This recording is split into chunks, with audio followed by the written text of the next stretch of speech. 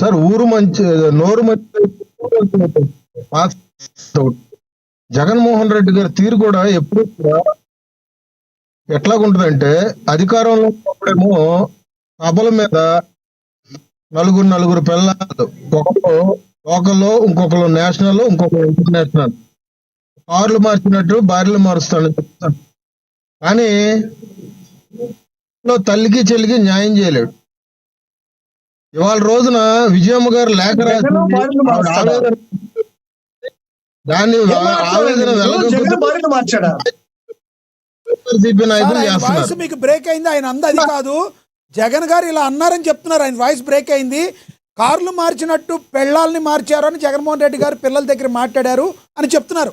జగన్ గారు మార్చారని అంటలా, మార్చారని చెప్పారు అంటున్నారు. ఆయన వాయిస్ బ్రేక్ అయింది, మీకు అర్థం కాలేదు. మీరు దయచేసి ఆగండి, ఆయన మాట్లాడినివ్వండి. ఎస్ లక్ష్మీకాంత్ గారు కంటిన్యూ చేయండి ప్లీజ్. నేను జూమ్ లో ఉంటాను, కొంచెం నాకు మధ్యలో రానివ్వబాకండి. ఏమైనా పాయింట్లు నేను ఏమైనా మాట్లాడితే కనుక వీక్ ఉంది. ఎస్ ప్లీజ్ మాట్లాడండి. అయితే కానీ తల్లికి చెల్లికి న్యాయం చేయలేదు జగన్మోహన్ రెడ్డి. కానీ ఇంట్లో భార్యను మాత్రం, లేదంటే మన ఏబిఎన్ రాధాకృష్ణ అన్నట్టు మాటలు మాట్లాడితే మాత్రం నిరసనలకు దిగిపోతారు, దారులకు దిగిపోతారు, ధర్నాలకు దిగిపోతారు. సార్ నేను ఒక మాట అంటున్నాను, నిజంగా ఏబిఎన్ రాధాకృష్ణ కూడా అన్న మాట తప్పు కాదేమో అనిపిస్తుంది సార్. ఎందుకంటే అండి జగన్మోహన్ రెడ్డి ఏది చెప్తే దానికి పార్టీ నాయకులు దానికి చేయకుంటే పరిస్థితి. మరి ఈ మాట నేను ఎందుకు అంటున్నానంటే, నిన్న అచ్చెన్నాయుడు గారు కానీ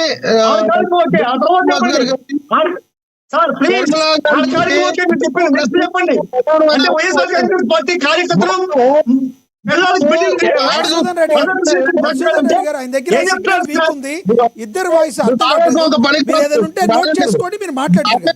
దయచేసి ఇద్దరు ఆయన దగ్గర వీక్ అర్థం కావాలంటే మీరు మాట్లాడినప్పుడు ఆయన మాట్లాడండి. ఆయన ఆగారులే, కంటిన్యూ చేయండి ప్లీజ్. ఇక్కడ మేము ఒకటే చెబుతున్నాం సార్, బాబాయిది గుండెపోటు అంటే లేదు గుండెపోటు అన్నారు. బాబాయిది గొడ్లపోటు అంటే లేదు గొడ్లపోటు అన్నారు. అన్న అమరావతి రాజధాని అంటే అమరావతి రాజధాని అన్నారు. లేదు అన్న అధికారంలోకి వచ్చాడు, అన్న 3 రాజధానులు అంటే అన్న 3 రాజధానులు అన్నారు.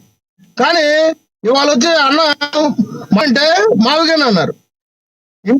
సార్ భూ ప్రపంచం మీద తోడబుట్టిన చెల్లిని కూడా నీచంగా కార్యకర్తలతో తిట్టించిన ఆ చరిత్ర ఉందంటే అది జగన్మోహన్ రెడ్డిదే. ఇది జగమెరిగిన సత్యం, అది తెలుగు ప్రజలందరికీ తెలిసిన విషయం. నిన్న ఒకటి మాట సార్, వీళ్ళకి నచ్చితేనేమో సంకనెక్కించుకుంటారు, నచ్చకపోతేనేమో తిడతారు.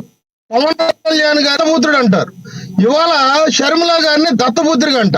ఇదో కొత్త మాట. మళ్ళీ చంద్రబాబు నాయుడు గారికి దత్తపుత్రికేమో షర్మిల గారు, లేదంటే పవన్ కళ్యాణ్ గారేమో దత్తపుత్రుడు. ఫోన్లే రక్త సంబంధం లేకపోయినా కానీ ఒక అన్నాచి కలిపారు పవన్ కళ్యాణ్ గారిని షర్మిల గారిని. ఏ నీచ రాజకీయాలు చేస్తున్నారంటే అంత నీచ రాజకీయాలు చేస్తున్నారు. ఇప్పుడు వరకు అధికారంలో ఉన్నా కానీ అది పోయిన తర్వాత కూడా కానీ సేవ చిటుకుమన్నట్టుగా లేదు బాబాయ్ హత్య గురించి. ఇవాళ రోజున వీళ్ళు మాట్లాడుతున్నారు. ఇవాళ రోజున షర్మిల లాంటి వ్యక్తి తోడబుట్టిన చెల్లి బయటకు వచ్చి మా కరెక్ట్ అయిన సమాధానం చెప్తా ఉండంటే సమాధానం చెప్పలేని పరిస్థితి. దీనికి కార్యకర్తలు అక్రమ సంతానం అని ట్రోలింగ్ చేస్తారు షర్మిల. మావి గారు అనే పేరు బదులు అవినాష్ పెట్టుకోమంటే పరిస్థితి. అందరికి పొద్దున్న లేస్తే మీ అందరికి వచ్చే పేర్లు ఏంటంటే చంద్రబాబు, పవన్ కళ్యాణ్, లోకేష్ అమరావతిని అడ్డుకోవడం, కంపెనీలు రాకుండా లెటర్లు రాసి పెట్టుబడులు రాకుండా చేయడం. ఆంధ్ర రాష్ట్ర పరిస్థితిని ఇంతకింత దిగజారుస్తుంది. నేరు నాడు చేసుకున్న దరిద్రమో లేకపోతే మా కర్మ ఫలితమో గాని తెలుగు రాష్ట్ర ప్రజలు చేసుకున్న పాపానికి ఆంధ్ర రాష్ట్రంలో ఇవాళ రోజున చెప్పండి. మీ బొలిశెట్టి శ్రీనివాస్ గారు చెప్పారు, ఇక్కడి నుంచి ఏదైనా దత్తపుత్రుడు అంటే మేము చెత్తపుత్రుడు అంటామని చెప్పారు. మరి నిజంగా అదే విధంగా మీరు చెప్పే అవకాశం ఉందా? అదే విధంగా మాట్లాడతారు ఇక్కడి నుంచి? బీజేపీకి ఢిల్లీలో మద్దతు తెలుపుతున్న వైఎస్ఆర్సీపీ, దానికి అక్రమ పుత్రుడు అంటాము. సిబిఐ కేసులు ఉన్నాయి కాబట్టి సిబిఐ పుత్రుడు అంటాము. ఏమండి ఇట్లాంటి మాటలు పడితే చాలా మాటలు మాట్లాడతాము. రైట్ ఆ? పుత్రుడు అంటాము. మేము మాట్లాడితే జగన్మోహన్ రెడ్డి తలకాయ ఎక్కడ పెట్టుకోవాలో అక్కడ పెట్టుకుంటాడు. రైట్ దత్తపుత్రుడే మాట్లాడితే సార్ దత్తపుత్రుడు కరెక్టే. పవన్ కళ్యాణ్ గారు నేను చెప్తున్నాను, ఆంధ్ర రాష్ట్ర ప్రజల కోసం, ఆంధ్ర రాష్ట్ర సంక్షేమం, ఆంధ్ర రాష్ట్ర అభివృద్ధి కోసం ఇవాళ రోజున పవన్ కళ్యాణ్ గారు మొత్తం తృణప్రాయంగా ఒక నెంబర్ 1 పొజిషన్ లో ఉన్న స్థానాన్ని వదిలేసి వాళ్ళ పార్టీ పెట్టి ప్రజల నిక్కర్సగా నిలబడ్డ వ్యక్తి ఆయన. దత్తపుత్రుడే ఆంధ్ర రాష్ట్ర ప్రజలకి. ఇవాళ రోజున ప్రజల కోతలు కూస్తున్న ఈ వైఎస్ఆర్సీపీ వాళ్ళకి మేము చెప్పాలంటే తిరిగి తీటుగా మేము సమాధానం చెప్తాం. రైట్ రైట్ కానీ లక్ష్మీకాంత్ గారు ఎస్ నోరు ఎస్ లక్ష్మీకాంత్ గారు మళ్ళీ నోరు నోరు రైట్ రైట్ రైట్ నేను మళ్ళీ మాట్లాడతాం మీతో. మనతోటి స్టూడియోలో అందుబాటులో ఉన్నారు కృష్ణాంజనేయులు గారు అందుబాటులో ఉన్నారు, ఆయనతో మాట్లాడదాం. కృష్ణాంజనేయులు గారు నమస్తే సార్.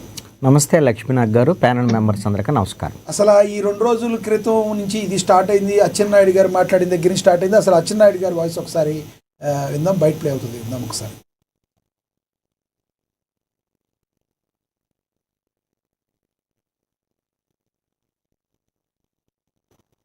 తండ్రి ఇవ్వవలసినటువంటి ఆస్తి కూడా ఇవ్వకుండా ఇంటిలో బయటికి పంపించిన విషయం కూడా రాష్ట్ర ప్రజలు ఒకసారి తెలుసుకోవాలి. ఎవరమైనా సరే, ఎవరి మీద వ్యతిరేకం ఉన్నా తల్లిని, తండ్రిని, చెల్లిని, కుటుంబాన్ని గౌరవిస్తారు.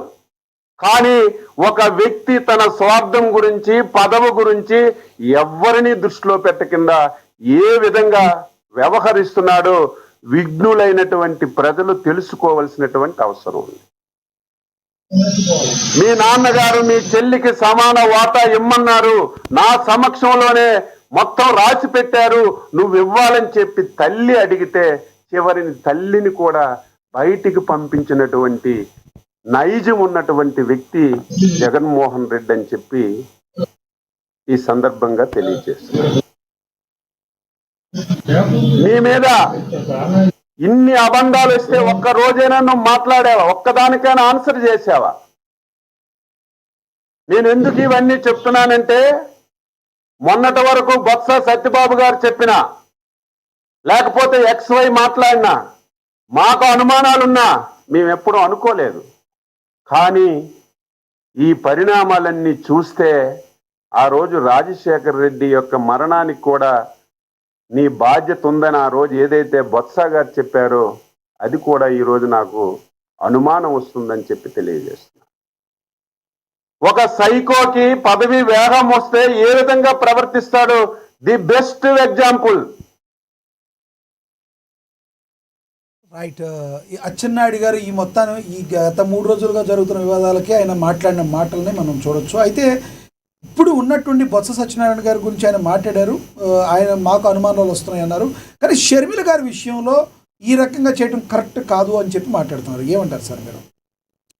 లక్ష్మీనాథ్ గారు, ఇప్పుడు అచ్చెన్నాయుడు మాట్లాడినటువంటి మాటల్లో ఇప్పుడు అసందర్భమైనటువంటి అంశాలు, ఇప్పుడు ఇవి మనం పట్టించుకోవాల్సినటువంటి అవసరం లేదు, వాటి గురించి చర్చించాల్సినటువంటి అవసరం కూడా లేదనేది నా అభిప్రాయం. రెండవది ఏంటి అంటే, ఇప్పుడు అమరావతి కేంద్రంగా ఆంధ్రప్రదేశ్ రాజధాని అమరావతి అనేటువంటి అంశం మీద కూటమి ప్రభుత్వము దాన్ని చట్టబద్ధత కోసం ప్రయత్నం చేసి సక్సెస్ అయినటువంటి పరిస్థితి ఉంది. ఈ నేపథ్యంలో మావిగన్ అనేటువంటి ఒక ప్రతిపాదనని జగన్మోహన్ రెడ్డి తీసుకురావటం అనేటువంటి అంశం, దీంతో అమరావతి రాజధాని, ఇంకొక వైపున మావిగన్, వీటికి సంబంధించినటువంటి చర్చలు జరుగుతున్న నేపథ్యంలో కాంగ్రెస్ నేత పిసిసి అధ్యక్షురాలు షర్మిల చేసినటువంటి వ్యాఖ్యలు జగన్మోహన్ రెడ్డి మీద కీలకమైనటువంటి వ్యాఖ్యలు. ఆవిడ రాజధానికి సంబంధించినటువంటి అంశాల మీద జగన్మోహన్ రెడ్డి మీద అనేకమైనటువంటి ప్రశ్నలు సంధించారు. ఆవిడ సంధించినటువంటి ప్రశ్నలు ఏమిటి అని అంటే, మీరు ఆ రోజున 3 రాజధానులు అన్నారు, ఇప్పుడు మావిగన్ అంటున్నారు. మరి ఇదే ప్రతిపాదన అప్పుడు చేసి ఉండొచ్చు కదా 5 సంవత్సరాల్లో, మీరు ఎందుకు చేయలేదు? అప్పుడు 3 రాజధానులని ఎందుకు అన్నారు? అంటే మీ రాజకీయ పార్టీకి, అంటే వైఎస్ఆర్ కాంగ్రెస్ పార్టీకి మీకు ఒక విధానం లేదు, పాడు లేదు అనేటువంటి విధంగా గడ్డి పెట్టారు షర్మిల జగన్మోహన్ రెడ్డికి. అప్పుడు షర్మిలనే కాదు, ఎవరు అడిగినా సరే జగన్మోహన్ రెడ్డి ప్రతిపాదన మావిగన్కు సంబంధించినటువంటి విషయంలో వైఎస్ఆర్ కాంగ్రెస్ పార్టీ అధికారంలో ఉన్నప్పుడు ఏం చేశారు, ఇప్పుడు ఇలా ఎందుకు చెప్తున్నారు, ఈ విధమైనటువంటి విషయంలో మీరు ఏ విధమైన మీ స్టాండ్ ఏంటి, వైఎస్ఆర్ కాంగ్రెస్ పార్టీ స్టాండ్